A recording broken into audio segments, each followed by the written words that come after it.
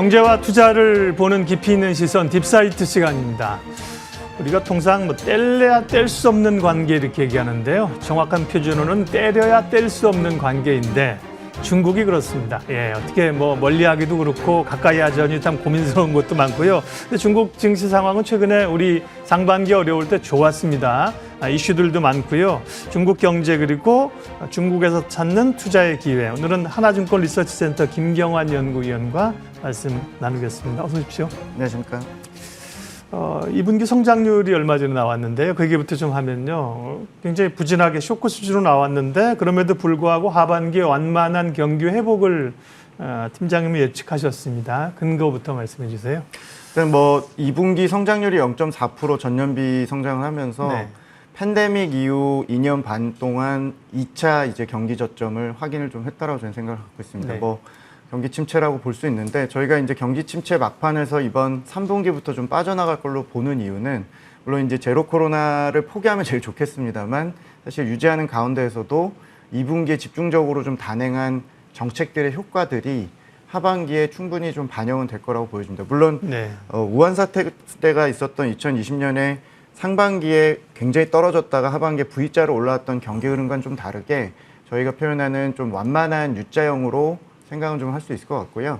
중국이 작년에 사실은 선제적으로 통화나 재정을 되게 타이트하게 운영하면서 미리 긴축을 좀 하면서 다른 국가들하고 좀 차별점이 있다면 다른 국가들이 현재 경기 침체에서 이제 더 내려가는 거에 대한 우려나 스태그플레이션 압력이 있다면 중국은 물가가 좀 안정되는 가운데 선제적으로 썼던 정책들이 3분기부터는 좀 집중적으로 반영이 될 거로 저희가 생각을 갖고 있고 하반기 중국의 저희 전반적인 성장률은 5%대 정도로 보는 이유가 일단은 작년에 좀 낮은 베이스가 있습니다. 작년에 워낙 낮아졌던 부분들이 좀 있고 산업 생산이라든지 각종 산업 규제를 했던 것들을 올해는 거꾸로 완화하는 방향으로 좀 보고 있기 때문에 물론 회복세는 등락을 좀 거듭하겠습니다만 내년 상반기까지 중국의 예측하는 성장률은 좀 우상향하는 흐름, 매우 완만한 상승 흐름은 제가 유효하다는 게 저희 기본적인 생각입니다.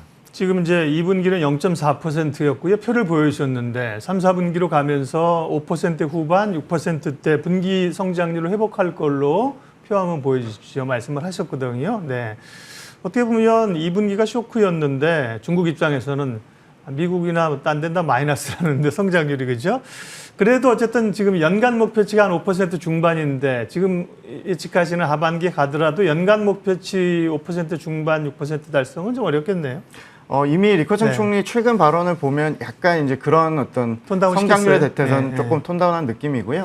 중요한 거는 정책 의지 자체가 5.5%를 달성할 것처럼 강도를 계속 유지하느냐인데 저희는 일단 현재는 유지하고 있다라고 판단을 갖고 있고 저희도 예측치를 한 4% 초중반대로 일단 낮춰놨습니다만 하반기 분기별 흐름은 일단 5%를 좀 넘을 걸로 가능하다고 보고 있고 어차피 시장이 2분기 0.4%에 대해서는 상하이나 그 주변의 양자강 델타의 충격 자체는 이미 실적이라든지 주가에 4월까지 반영을 했었기 때문에 우리가 앞으로 봐야 될 거는 QOQ의 성장률이나 월간 단위로 이렇게 이제 개선이 되면서 결국에는 하반기와 내년 상반기까지 흐름 자체가 더 내려갈 건지 올라갈 건지인데 확률적으로는 저희는 우상향할 확률이 여전히 좀 높고 정책도 7월 말에 있는 정치국회를 좀 봐야겠습니다만 조금 완화적인 정책은 계속 유지하면서 경기를 좀 견인할 수는 있다고 생각을 좀 갖고 있습니다. 관건은 코로나잖아요. 2분기 실적이 성장률이 이렇게 급격히 둔화된 것도 상하이를 포함해서 봉쇄가 됐기 때문에 소위 마비가 됐었잖아요.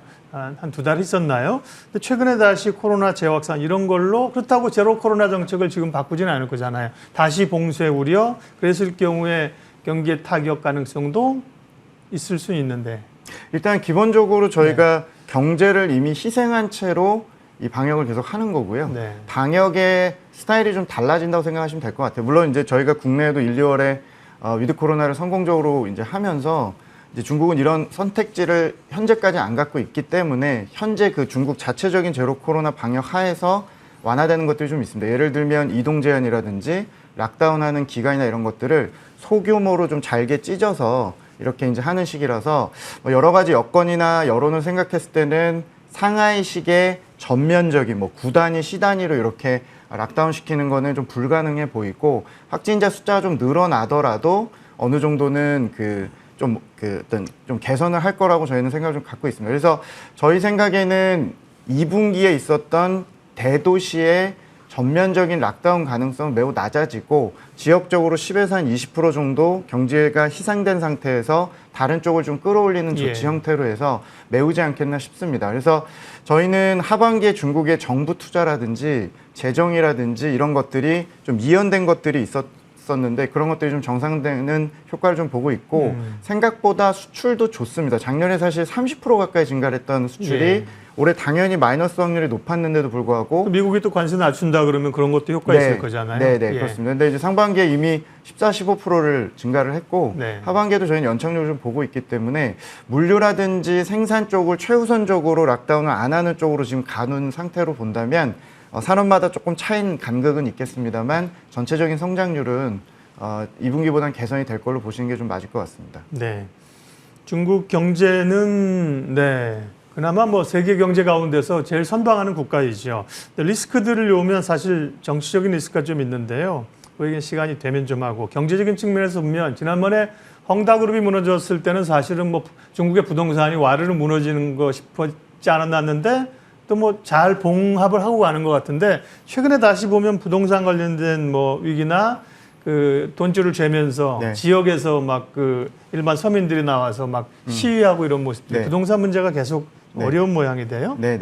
일단은 부동산 문제의 본질은 역시 공급자 쪽에 있습니다. 헝다 같은 저희가 디벨로퍼라고 얘기하는 이제 주택 공급자 쪽에서 이제 문제고 지난 5년 된 누적된 규제 효과들이 최근 한 2년 동안 주택 거래 경기가 나빠지면서 이제 공급이냐 수요가 먼저냐를 본다면 역시 공급의 문제고 공급자들이 부실하게 돌아가니까 시공지연된 단지에서 이미 중도금을 낸 그 가구들이 이제 무기지 상황을 거부하면서 이제 입주를 하고 싶다라고 어떻게 보면 지금 항의를 하고 있는 상황인 거라서 결국에 본질은 디벨로퍼 문제가 해결되느냐인데 저희가 생각하기에 올해 상반기에 중국의 주택 거래라든지 부동산 업체들의 이런 자금 조달 상황은 정말 극악하게 돌아가서 아직도 어떻게 보면 디벨로퍼들은 혹한기를 좀 지나고 있는 상황이고요. 수요단에서 보면 상반기의 정책을 이제 완화로 전환을 했으니까 하반기부터 중국 부동산 경기는 완만하게 회복은 할 것 같습니다. 다만 이게 회복되더라도 지금 문제를 일으키고 있는 헝다그룹류의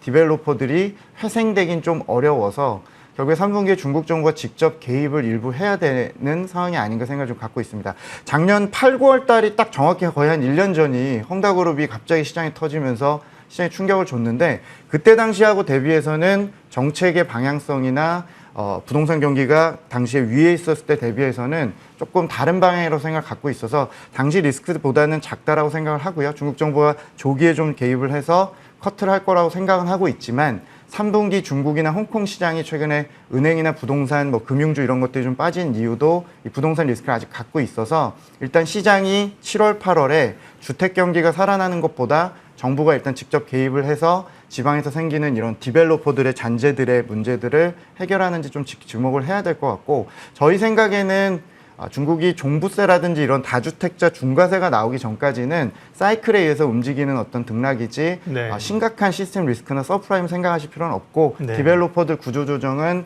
거의 앞으로 한 2, 3년 동안 진행될 문제들이기 때문에 이번에도 잘 넘어가는 좀 지켜보실 필요가 있을 것 같아요. 네, 팀장님 오신 길에 또 하나 궁금한 게 있습니다. 테크 기업들은 중국은 사실은 뭐 알리바바 마인부터 해가지고 전 세계 뉴욕의 테크 기업들에 좀 도전장을 내밀던 분들이 소리 없이 뭐 자발적이라고 하나 그죠? 이선으로 다 밀려나고 그 테크 기업들을 규제를 하다가 그러다 보니까 최근에 뭐 리커창 총리는 또 다시 좀 이렇게 활로를 터주는 그런 얘기도 했는데 테크 기업들에 대한 중국 정부의 스탠스나 그 전망은 어떻습니까? 그러니까 5, 6월 달에 중국이나 홍콩 증시가 뭐 반등을 했던 거는 기존에 많이 빠진 것도 있지만 4월 29일에 있었던 정치국 회의에서 부동산이나 빅테크 플랫폼 이런 전반적인 서비스 산업에 대해서 규제를 좀 완화하는 발언을 하면서 그때 당시부터 이렇게 이제 시장이 좀 좋아지기 시작을 했는데 기본적으로 플랫폼 경제에 대해서 최근에 바뀐 스탠스를 한다면 지난 2년 동안 반독점법이나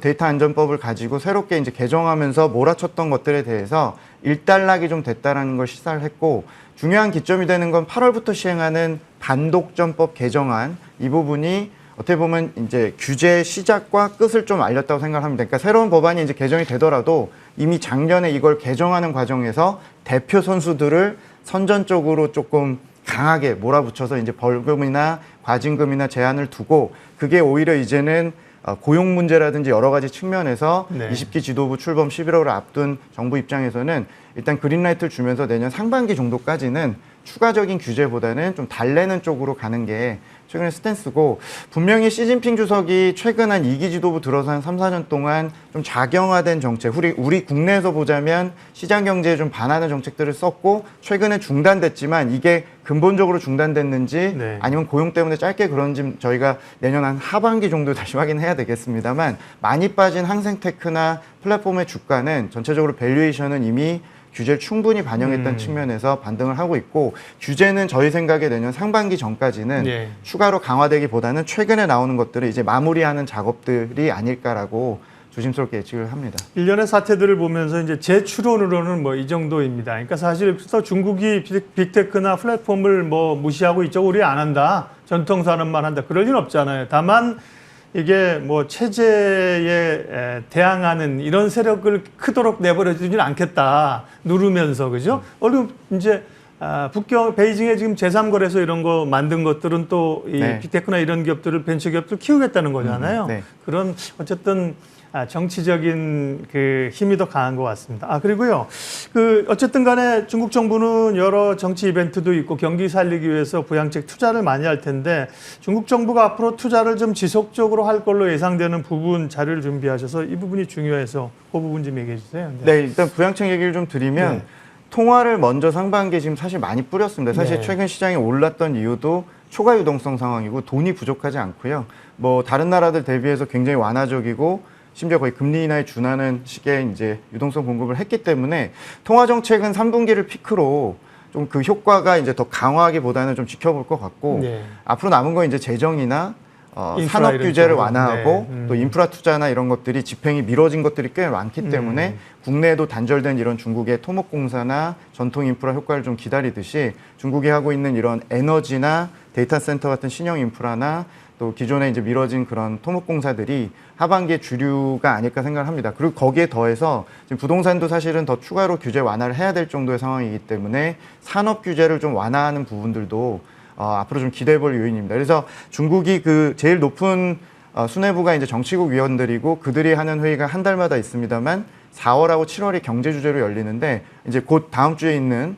7월 말에 있는 경제회의에서 정치국 회의에서 아마 기존 기조를 유지하는지 좀 지켜보셔야 될 것 같고, 저희 생각에 하반기에 이미 앞당겨서 채권을 발행해 놓고 돈은 있는데 쓰지 못한 것들이 3분기에 집중적으로 좀 발휘되는 분야가 대표적으로 태양광, 풍력, 전력 투자, 또 그리고 이제 기존에 못했던 건설 토목 관련된 철도나 도로 이런 것들의 효과들이 다행히도 7월부터 저희가 뭐 시멘트나 건설 관련된 이런 주간 지표들이나 이런 것들이 개선이 좀 되고 있기 때문에 아직은 좀 신중하지만 국내에서도 중국의 투자들이나 이런 것들은 여전히 못했고 더 할 게 많이 남아있다라는 시각으로 3분기에 좀 접근하시면 될 것 같고요. 말씀하신 게 표에서 제가 읽어보면 다 들어있네요. 일단 앞으로 어디 투자, 뭐 2022년, 23년 전고 집중적으로 보면 되지 않겠어요? 네, 맞습니다. 도시철도, 고속도로 이쪽에 이제 SOC 쪽이 제일 숫자가 많아 보이고요. 네. 그 다음에 이제 신에너지라는 게 지금 말씀하신 것처럼 전기차라든지 뭐 태양광, 풍력 이런 네, 신재생 그런 쪽인 거고요. 그렇습니다. 예. 그 다음에 5G 기지국 이런 게 소위 이제 신형 인프라. 신형 인프라, 네. 인터넷이나 이런 네, 거군요. 맞습니다. 그림이 보이네요. 네네. 투자 계획들을 쭉 보니까요. 네. 네. 그런 쪽으로 이제 투자자들은 기회를 찾으면 되는 겁니다. 네. 중국 경제 전반에 관한 얘기들을 요 정도 하고요. 그래서 중국 증시는 잘 간다는데 우리는 어떻게, 우리 시장에 도움이 되는 거야? 우리는 어떻게 투자할 기회가 있나? 요 증시 투자와 관련된 얘기로 좀 넘어가겠습니다. 중국 증시는 지난 4월에 2,800부터 해서 지금 3,200, 꽤 많이 지금 올라와 있습니다. 추세적으로 좀 회복세로 가는 건가요? 증시만 보면요? 일단 5, 6월 반등 이후에 7월 들어서는 좀 박스권에 주춤했네요. 갇힌 예. 그런 모습입니다. 홍콩은 또 오히려 좀 떨어졌고요. 네. 그래서 전저점 4월 27일이 뭐 깨질 만큼의 조정이라고 제가 보진 않고 있는데, 분명히 7월 중순부터 8월 말까지 이제 2분기 실적을 앞두고 있고 성장률이 0.4가 나왔으니 상장 기업들 실적도 좋지는 않았겠죠. 하지만 네. 이런 부분은 이미 1월하고 4월 사이에 급격한 조정으로 반영을 좀 했다고 치더라도 실적에 추가적인 하향 조정 요인들이 좀 있을 것 같아서 시장이 조금 걸려 있는 상황입니다. 아까 말씀드린 부동산 관련된 이런 후행적인 노이즈들, 그러니까 경기 침체 후반부의 막판에 신용위험이 따라오기 마련이기 때문에 관련된 노이즈들도 주도주를 조금 지금 못 정하고 있는 그런 상황에서 기존에 많이 오른 전기차나 태양광 성장주들이 수급적으로 조금 부담을 가지는 상황에서 조금 걸려있는 상황입니다. 저희는 예상한 조정 혹은 예상한 박스권의 흐름이었고 이런 것들을 좀 탈피하기 위해서는 이제 실제로 실물의 효과들이 7, 8월에 올라올 수 있느냐에 대해서 시장이 좀 기다리고 있는 단계고 전체적으로 저희는 이번 흐름이 조정이 있더라도 내려갈 확률보다는 4분기에 다시 좀 추가로 올라가기 위한 에너지 축적 기간이 아닌가 이렇게 생각을 좀 갖고 있습니다. 예. 국내 그 투자자나 국내 기업들 입장에서는 중국의 소비가 얼마나 이제 늘어나느냐가 더 이제 직접적으로 관련이 있는 건데요. 중국이나 미국이나 뭐 소비 비중이 60%한 중반 이상 될 거예요. 그렇기 때문에 소비가 중요한데 소비 여력들이 좀 있어요. 소비 상황은 어떻습니까? 네. 그러니까 사실은 이게 주가로 접근을 하느냐 경제만 순수하게 보느냐의 차이는 좀 있습니다. 그러니까 네. 사실 중국도 3분기에 저희가 중국 소비주가 먼저 움직이는 걸 확인하시고 국내 소비주도 보셔야 된다고 지금 주장을 하는 이유는 소비가 상황이 그렇게 썩 녹록지는 않습니다. 경기가 어차피 2분기까지 침체였기 때문에 그렇죠. 예.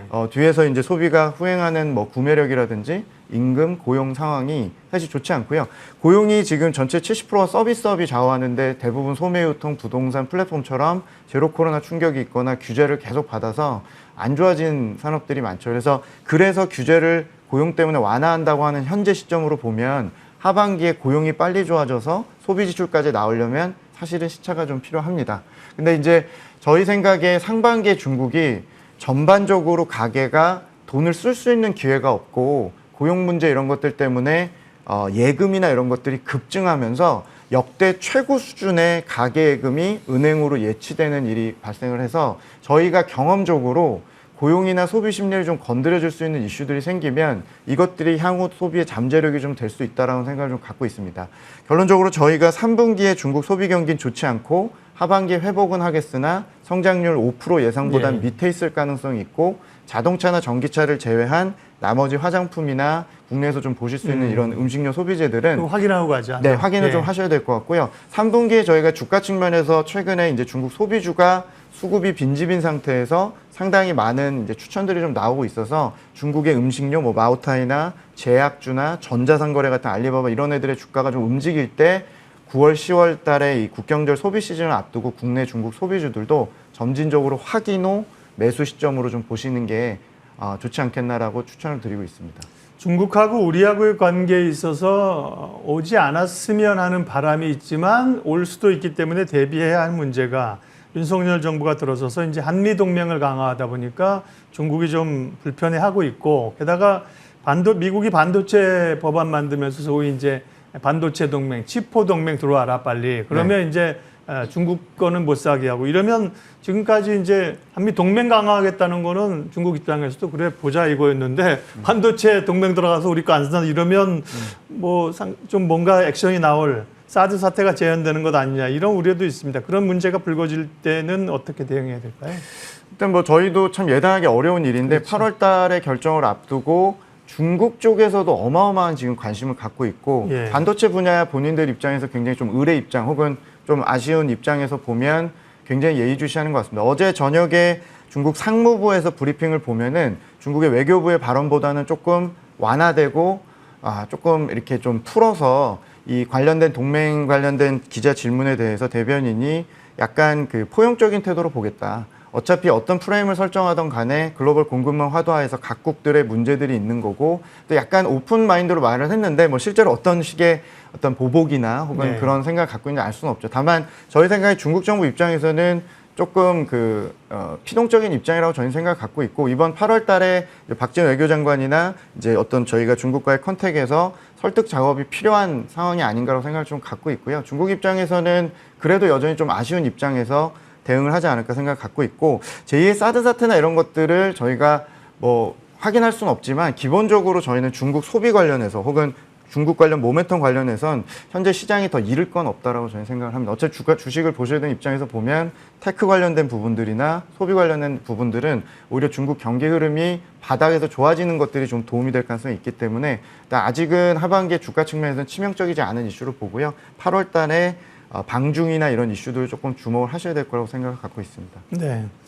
투자와 관련해서 구체적인 얘기를 좀 마지막 끝단 질문으로 여쭤보면요. 최근에 중국 증시가 좋다고 해서 중국에 투자하는 분들은 재미 좀 봤다는데 사실은 개인 투자자들이 서학개미 가듯이 뭐 테슬라, 애플 사듯이 중국 기업을 마오타 이런 거를 막 사지는 않을 것 같아요. 네. 다만 ETF를 통해 가지고요. 네. 전기차라든지 태양광 ETF는 최근에 수익이 좋았다고 해요. 네. 유망 섹터 좀 알려주세요. 어디 투자하는지. 네. 일단은 짧게 말씀드리면 최근에 이제 중국의 후션강통 유니버스가 확대되면서 이제 우리가 개인 종목을 투자하는 시대에서 중국의 ETF 80개를 이제 직접 투자할 수 있는 시대가 열려서 예. 앞으로 제가 아무리 나와서 이렇게 뭐 산업 어디 좋다고 해도 투자하시기가 좀 꺼렸던 부분들이 이제 업종 투자가 가능해지고 국내에서 태양광, 신재생 이런 거 제외한 뭐 중국의 국방주나 중국의 반도체나 이런 것들 좀 집중적으로 투자할 수 있는 기회가 있으니까 참고하시면 될 것 같고 저희는 기본적으로 하반기에 중국 주도주는 여전히 성장주 쪽이 좀 가깝고 조정이 7, 8월에 있을 수는 있겠습니다만 전기차나 태양광을 주축으로 조금 잊고 있었던 중국의 소비재들, 특히 중국의 경우는 신규 투자라고 가정하면 중국의 제약주나 음식료나 전자상거래처럼 앞선 말씀드린 중국에서 지금 먼저 움직일 수 있는 수급적으로 좀 좋아 보이는 그런 소비재들도 좀 주목을 하실 수 있을 것 같아요. 그래서 3년 전이었으면 중국 컨슈머 투자가 주류였었고 지난 2년 동안은 중국 컨슈머가 상당히 부진했다면 중국에서도 이제는 슬슬 다시 소비주를 내년 2023년까지 결국에는 방향은 문제가 없는 상황에서 이제 회복을 보고 있기 때문에 중국 소비재들을 조금 눈여겨보시면서 어차피 중국 컨슈머 펀드들이나 ETF 굉장히 기회가 많거든요. 그래서 그런 것들을 좀 담으시는 것도 좋지 않을까 해서 한쪽의 주축을 전기차, 태양광을 계속 홀더하시고 더 많이 실으시기보다는 가져가시면서 한쪽에서는 중국의 컨슈머, 소비재에 관련된 펀드들이나 ETF를 좀 관심을 가지시면 해외 주식 하시면서 중국이 생각보다는 아웃퍼폼할 수 있는 지역이 아닐까 이렇게 생각을 합니다. 뭐 해외 주식을 중국 기업을 직접 투자 안 하시는 것 같다. 이것도 뭐 제 잘못된 선입견일 수 있죠. 투자하시는 분들은 잘 하시면 되고요. 중국이 좋다는데 뭐 선뜻 기업 투자하기 어려운 분들은 ETF를 활용하시면 좋겠고 전기차, 태양광 여전히 좋고요.